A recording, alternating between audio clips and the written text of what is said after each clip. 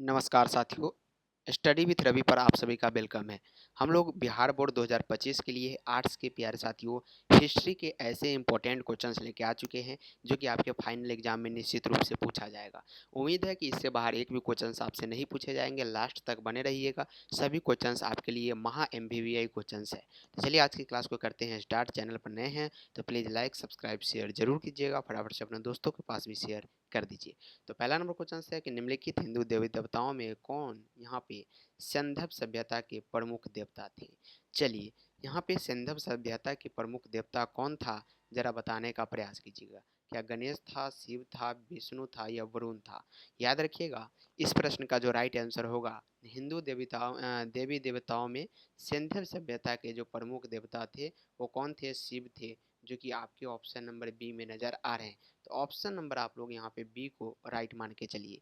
Next question है कि पुरातत्व के अंतर्गत निम्न में से कौन एक नहीं है। प्यारे साथियों, पुरातत्व के अंतर्गत निम्नलिखित में से कौन एक नहीं है, जरा बताने का प्रयास कीजिए। सभी का यहाँ पे राइट आंसर आना चाहिए, तो फटाफट से अपना अपना आंसर कमेंट बॉक्स में देने का प्रयास कीजिएगा।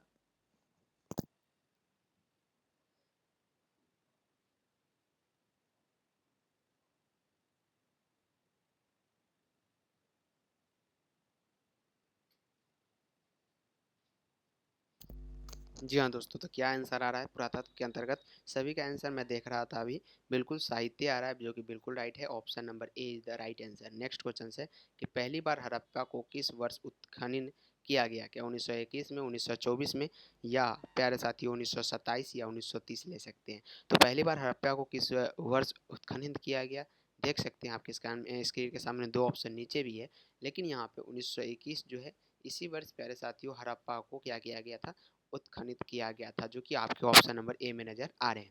अगला सवाल की ओर हम लोग बढ़ते हैं। तो हड़प्पा सभ्यता भारत के किस भाग में विकसित हुई थी। हड़प्पा सभ्यता जो है भारत के कौन से भाग में जो है विकसित हुआ था। क्या दक्षिण वाले, पूर्वोत्तर वाले, पश्चिमोत्तर वाले या मध्य भारत में। हड़प्पा सभ्यता जो है प्यारे साथियों भारत के कौन ऐसे भाग में जो है विकसित हुआ था। तो 4 नंबर क्वेश्चन का जवाब क्या होगा, बिल्कुल पश्चिमोत्तर होगा, जो कि ऑप्शन नंबर आपके सी में नज़र आ रहे हैं। ऑप्शन नंबर सी जो आपको नज़र आ रहा है प्यारे साथियों, ये इंपॉर्टेंट क्वेश्चन है आपके लिए फाइनल एग्जाम के लिए। लोथल प्यारे साथियों, लोथल किस नदी के किनारे स्थित है। जी हाँ, संधि नदी, व्यास नदी, सॉरी सिंध नदी है यहाँ पे, और व्यास नदी, भोगवा नदी और रावी नदी। तो लोथल कौन से नदी के किनारे स्थित है, ये काफ़ी इंपॉर्टेंट क्वेश्चन है। काफ़ी बार आपके बिहार बोर्ड के एग्जाम में अभी तक पूछे जा चुके हैं। लोथल जो है प्यारे विद्यार्थियों याद रखिएगा, ये जो है भोगवा नदी के क्या है, किनारे स्थित है, जो कि ऑप्शन नंबर सी में नज़र आ रहा है, बिल्कुल राइट आंसर होगा। अगला क्वेश्चन की ओर बढ़ते हैं हम लोग। तो मौर्य साम्राज्य के प्रथम शासक कौन था। मौर्य साम्राज्य के प्रथम शासक कौन था। बिंदुसार था, चंद्रगुप्त मौर्य था, अशोक था, महेंद्र था। मौर्य साम्राज्य के प्रथम शासक कौन थे, बिल्कुल यहाँ पे चंद्रगुप्त मौर्य। प्यारे साथियों, चंद्रगुप्त मौर्य जो है मौर्य साम्राज्य के क्या है, प्रथम शासक है। तो ऑप्शन नंबर यहाँ पे क्या होगा, 6 नंबर क्वेश्चन का जवाब बिल्कुल ऑप्शन नंबर बी जो होगा राइट आंसर होगा। कनिष्क की राज्यारोहण तिथि है। कनिष्क की राज्यारोहण तिथि क्या है, 48वीं ईस्वी में, 78 ईस्वी में, या 88 ईस्वी में, या 98 ईस्वी। तो कनिष्क का राज्यारोहण तिथि जो है प्यारे साथियों 78 ईस्वी में किया गया था। कब किया गया था, 78 ईस्वी, जो कि ऑप्शन नंबर आपके बी में नजर आ रहे हैं। धम्म महामात्रों को किसने नियुक्त किया। जी हाँ, एक प्रकार की क्या है, ये महामात्र है। तो धम्म महामात्रों को किसने नियुक्त किया था, तो ये अशोक ने किया था। किसने किया था, अशोक ने, जो कि ऑप्शन नंबर सी में दिए गए हैं। मौर्यकालीन टकसाल का प्रधान कौन था। मौर्यकालीन टकसाल का प्रधान कौन था, जरा आंसर बताने का प्रयास कीजिएगा इस क्वेश्चन का।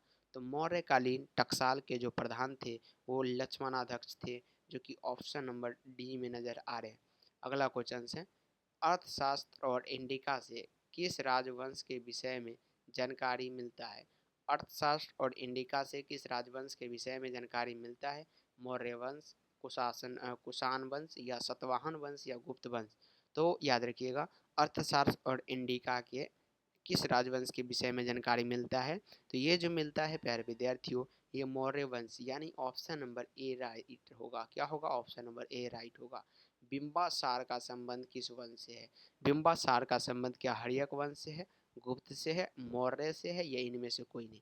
फटाफट से आंसर आप सभी का आना चाहिए कमेंट बॉक्स में, सभी का आंसर फटाफट से आना चाहिए। और स्टडी विद रवि चैनल को आप लोगों को काफ़ी ज़्यादा ग्रो कराना है, तो फिर शेयर करना बिल्कुल भी ना भूलिए। और कम समय में ज़्यादा क्वेश्चंस लेना है तो बिल्कुल आप लोग स्टडी विद रवि को सब्सक्राइब करके रखिए। बिंबासार का संबंध जो है ये हर्यक से है, जो कि ऑप्शन नंबर आपके ए में नज़र आ रहे हैं, तो बिल्कुल ऑप्शन नंबर ए जो होगा बिल्कुल राइट होगा। महाभारत किसने लिखा है?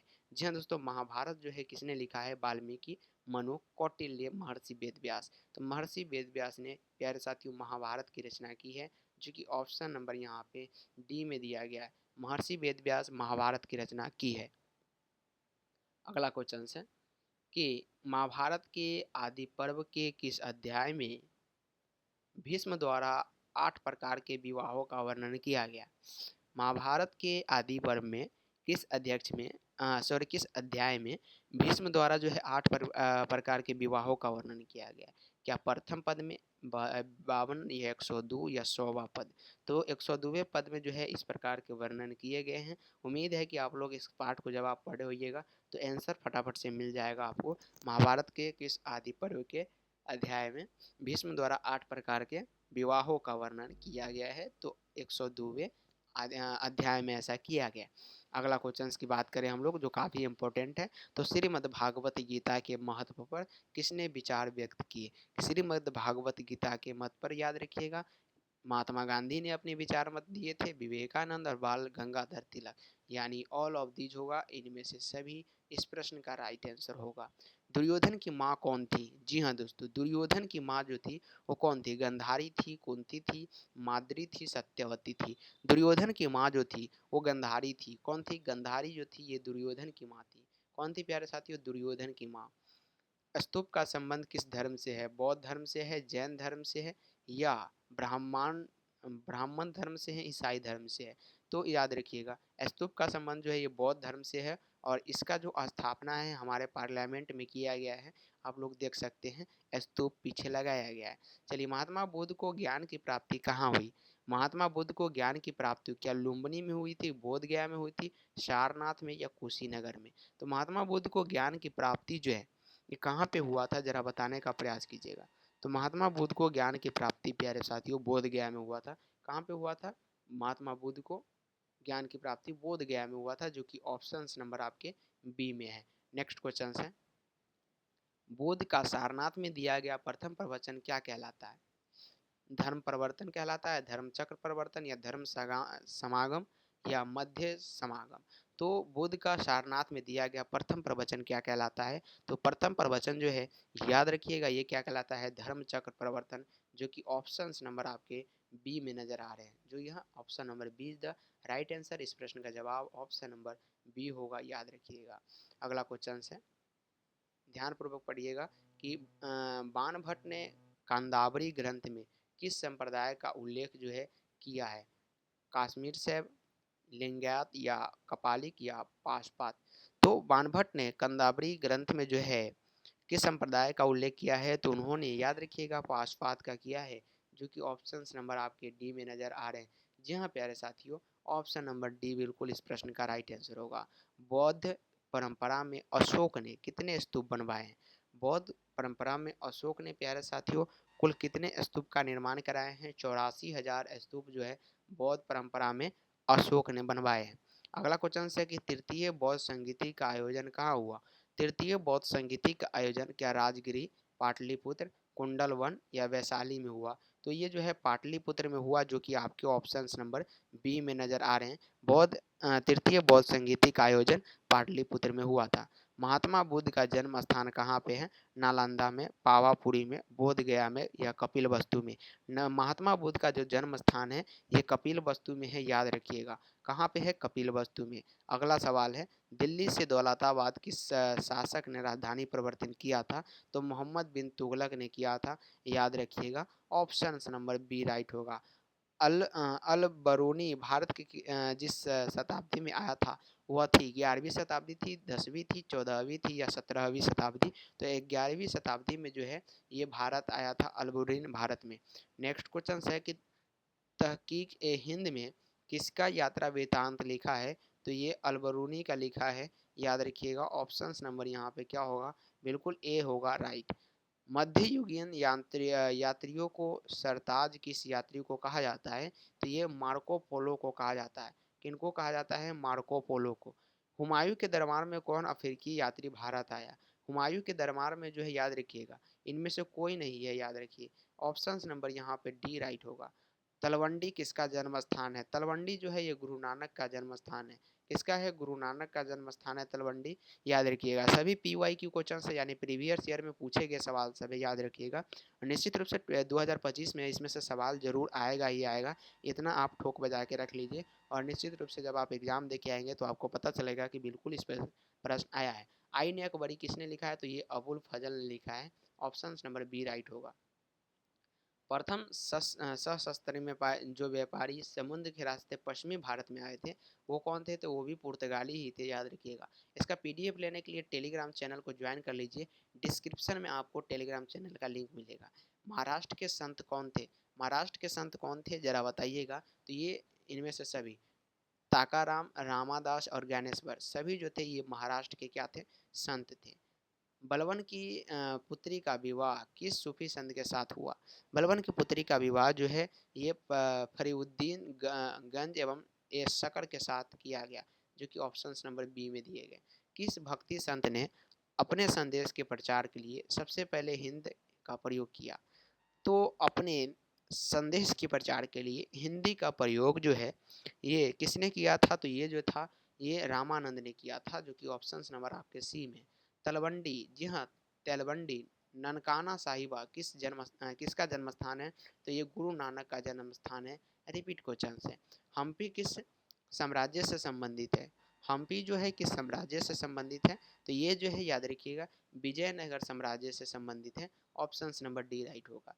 हरिहर और बुक्का ने विजयनगर साम्राज्य की स्थापना की, तो ये 1336 ईस्वी में किया था हरिहर और बुक्का ने विजयनगर साम्राज्य की स्थापना। आयंगार व्यवस्था संबंधित थी, आयंगार व्यवस्था जो है ये विजयनगर साम्राज्य से संबंधित था, जो कि ऑप्शन नंबर बी में नजर आ रहे हैं।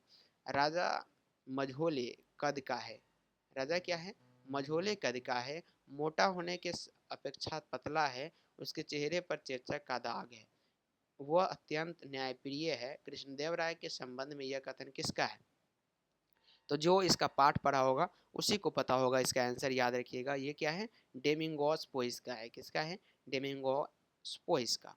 कौन सा विदेशी यात्री घोड़े का व्यापारी था, तो जो भी इसका पूरा चैप्टर्स नहीं पढ़ा वो बिल्कुल भी नहीं बता सकता, याद रखिएगा। अफनासी निकितन जो था ये घोड़े का व्यापारी था, और साथ ही साथ ये फरनाओ नैनी, यानी ऑप्शन नंबर ए और बी दोनों इस प्रश्न का राइट आंसर होगा। सर्वप्रथम विजयनगर आने वाले विदेशी यात्री कौन था, सर्वप्रथम जो विजयनगर आया था वो निकोलो क्या था, निकोलो कांटी, जो कि ऑप्शन नंबर आपके ए में नजर आ रहे हैं। चलिए, हरिहर एवं बुक्का किस वंश के शासक थे, हरिहर और बुक्का जो है ये संगम वंश के शासक थे। कौन से वंश का शासक था, संगम वंश। मुगलकालीन ऐतिहासिक स्रोतों में शामिल था, मुगलकालीन ऐतिहासिक स्रोतों में कौन कौन शामिल था, ऐतिहासिक ग्रंथ, सरकारी तथा गैर सरकारी दस्तावेज, या उस क्लांस में बनी इमारतों का स्मारक, उपरोक्त में से सभी जो होगा सभी इसमें शामिल था। भूखमरी और महामारी के बावजूद 16 से 1700 के बीच भारत की आबादी करीब हो गई थी, तो टोटल 5 करोड़ हो गया था उस समय। 16 से 1700 में कुछ 5 करोड़ ही थे, लेकिन आज के इस समय में 140 करोड़ हो चुका है, याद रखिएगा भारत की आबादी। मुगल काल में एक सामूहिक ग्रामीण समुदाय का हिस्सा हुआ करता है, बिल्कुल पत्रकार, पटवारी और पंचायत या खेतिहार किसान या पंचायती और गांव का मुखिया मुकदमा, बिल्कुल यहाँ पे ऑप्शन नंबर बी इस प्रश्न का राइट होगा। राजस्थान और महाराष्ट्र के दोनों प्रांत भारत के किस भाग में आते हैं, तो ये पश्चिमी भाग में पड़ते हैं, याद रखिएगा। अकबर ने अबुल फजल से अपने स्वयं के काल का इतिहास लिखवाया, प्राचीन काल में ऐसी परंपरा कहाँ थी, तो ये जो थी चीन में ऐसी परंपरा थी, कहाँ पे थी, चीन में। औरंगजेब का संबंध किस सूफी सिलसिले से था, तो ये जो है औरंगजेब का संबंध जो है कौन से सूफी सिलसिले से था, नक्शबंद से था, ऑप्शन नंबर डी। ताजमहल किस नदी के किनारे स्थित है, ताजमहल जो है प्यारे विद्यार्थियों कौन से नदी के किनारे स्थित है, यमुना नदी के किनारे स्थित है। 49 नंबर क्वेश्चन से सेकेंड लास्ट क्वेश्चन होगा आज की क्लास का। स्थापत्य कला सबसे अधिक विकास के किसके समय में हुआ है, तो ये शाहजहां के समय में हुआ है। और लास्ट क्वेश्चन से बाबर की आत्मकथा का क्या नाम है, तो एक बाबरी, ये बाबर की आत्मकथा का नाम है। तो प्यारे विद्यार्थियों, उम्मीद है कि ये 50 क्वेश्चन आपके फाइनल एग्जाम बिहार बोर्ड की एग्जाम 2025 के एग्जाम के लिए काफ़ी ज़्यादा रामबाण साबित होने वाला है। अगर आज का क्लास, आज का प्रश्न आपको अच्छा लगा है तो अपना अपना फीडबैक यानी अपना अपना विचार जो है कमेंट बॉक्स में ज़रूर दीजिएगा। साथ ही साथ इस वीडियो को लाइक कर दीजिए, चैनल को सब्सक्राइब करके फटाफट से जिन सभी दोस्तों का आपके पास ग्रुप में डिटेल्स है सभी को शेयर कर दीजिए, ताकि वो भी 2025 में काफ़ी ज़्यादा वेटेज से अपना एग्ज़ाम को पास कर सके। तब तक के लिए यहीं पे रखते हैं आज की क्लास को। जय हिंद, जय भारत।